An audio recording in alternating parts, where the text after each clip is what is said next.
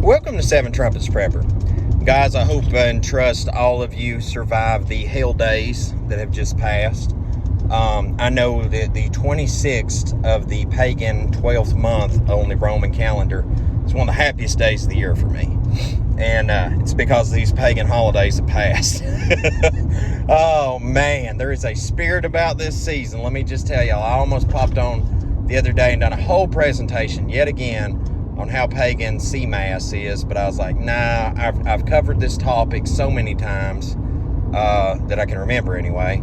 Seems like I've covered it 2-3 times, I believe. I've made content about it multiple times, best to remember, so I was like, forget it. And if anybody's interested, I can drop a link in the video description below. I can hunt them up, just let me know. But what I want to say in this video today is somebody that was near and dear to me that I love got into an altercation at their workplace over what they believe. And they didn't bother nobody. They got railroaded about what they believed, and they stood their ground, and shout out to them. But it comes down to, people always say, this is what I believe. Dude, you can believe anything. I'm to the point where we're living in a time where science has become a belief. I mean, like, if you support the Pope, I mean, you pretty much believe in a religion of science at this point, almost, I guess I would say, or I will say. I just got to be careful because I don't want my content took down from YouTube land. And by the way, guys, make sure to come over to Odysee. Don't forget the giveaways going on right now over there too for the MREs for this month. It ends on the 31st, so check that info out. I'll put the link in the video description below for that too. But anyway, let's hit it. Here it is. So I've been thinking about this, is that, you know, I've ran into this 2-3 times. Yeah, it's been 2-3 times, I think, this year alone, that that people have told me that, you know, pretty much either that I was wrong, or that, you know, I wasn't no part with them anymore, or anything like that, because that I've hit people with the facts. Here's the deal, folks.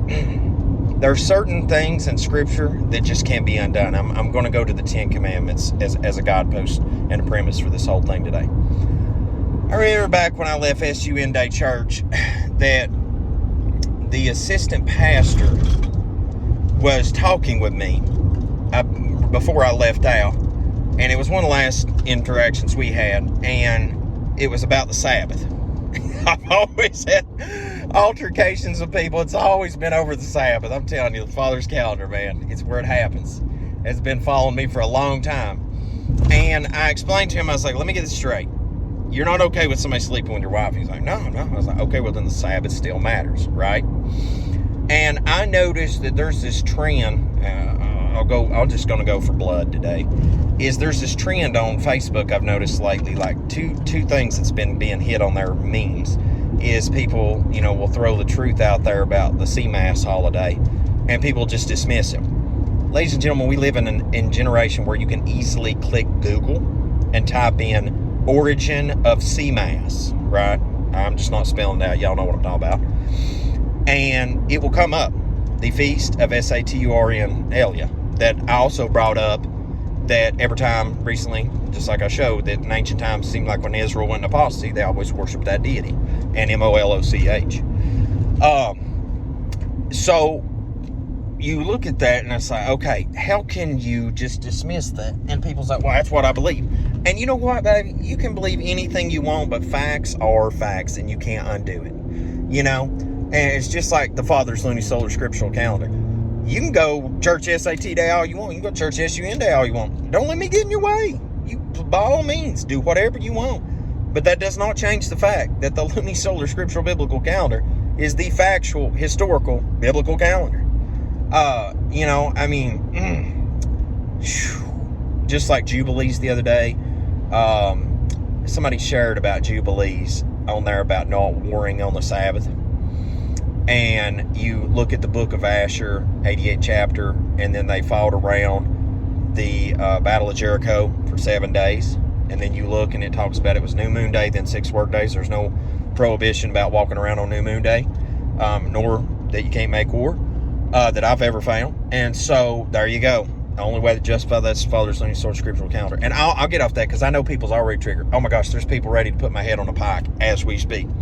But I guess the thing that bothers me at this point in juncture we're at is this medical, religion, so many different things, so many different fields.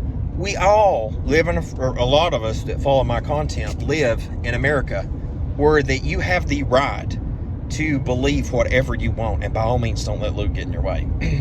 But you do not have the right to change the facts. The alphabet community, the LGBTQ plus 1, 2, 3, I've noticed have, like, over the years evolved to the point where it's like proper pronouns. You even need to speak to people proper pronouns. Like, anytime you give anybody the ability to define the terms by which things are conducted, you're always going to have a mess of things. See, that's why I have been challenged before by people, and I've offered to debate them, and they never have. It's never come to a debate platform, because if it did, I would go straight for the throat and straight with the facts the first 15 minutes or first 5 minutes, 10 minutes, whatever I had to speak. Like, I would start at the front end and work my way forward, like, this is how we're here. And then the next segment, I would work from here's where we are, working backwards. Like, I'd meet it on both ends. Anytime, I think if I ever got called to a debate, I'm really thinking about that now. I'm like, how would I handle that? I'm like, okay, I'd take it from both ends, and then at the end, I'd finish in the middle. Because if people cannot open their minds to understand the facts where they lead in the beginning and the facts where they lead in the end to where we're at current day, and we live in an information technology where you can hit Google and literally search something. I literally did this recently because I was like, man, this has been like 12 years of study on this. Like, where did I find that? Where did I find that before? And I Googled, and it was like, I was like, oh, great. This saved like hours of flipping through scripture and historical text again to get back to where I was. It's like, yep, that was it. And it's like, I know that in my mind, my little mind, a simple guy, just a simple little construction contractor guy, not considered a doctor of the law or a scribe or a great wise man or a PhD or MBA or NBA or whatever, National Basketball Association, whatever. All these things, I know if I'm just a simpleton, right? Just like Kepha was, and Johanna and all them were fishermen, right? And what was his brother Zebedee, or the sons of Zebedee? Yeah, like like if all these guys that were fishermen were simple guys, and like me, a contractor, simple guy, and we can take the time to find ourselves at the feet of Messiah and face the facts, then other people can as well. And that's why I just have no patience for that anymore, is because when I was so proud of that person for holding their poise, because if you want to believe whatever you want to believe, you can, but you do not have the right to dictate the facts, okay? And it's a responsibility of all of us to find the facts. And that's like 2 Timothy, I believe it is, study to show thyself approved to Yah, because some people's hearts are never going to change, okay? Like, I mean, I can argue all day with somebody about the fact that the world's flat under geostationary firmament. Sorry guys, I've worked all day. I gotta get my words in order here. But you can argue about stuff, but then I can hit you with the facts, what Scripture says, and then you can start looking at that with science, or you can believe NASA. I can tell you that the Father's scriptural biblical calendar is set by the clock in the sky, or you can follow Rome and then still act like you won't keep feast days every now and then and act like you're cool. I mean, you can do that too. You do that. But you don't get to tell me that the Roman calendar is the right way to worship. Okay? No. You don't get to tell me that the so-called Jews over there in the land of Israel today are true Hebrew Israelites, when I know better. When I know there's a people that meets all the requirements of Deuteronomy 28.